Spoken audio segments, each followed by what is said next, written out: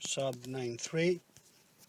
I'd like to tell you how to fix your wiper switch for mine. It broke off.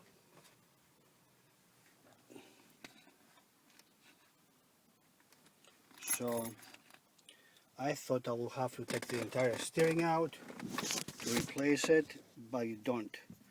What it is something like this at the end. That's where it broke.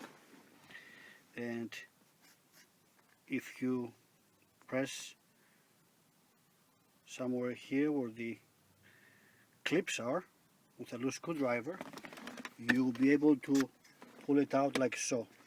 This is the new, and there is the broken old. So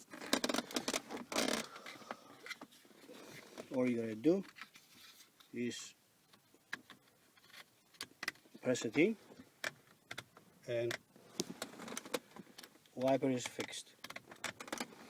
So I thought I had to buy the entire switch for the wipers and the directionals, but then I figured out that this piece comes out independently, and in the process of taking this broken out, it's like taking out a broken tooth.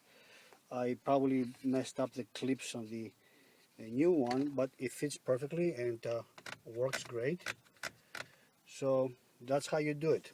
9.3 2006 maybe applies to other Saabs as well.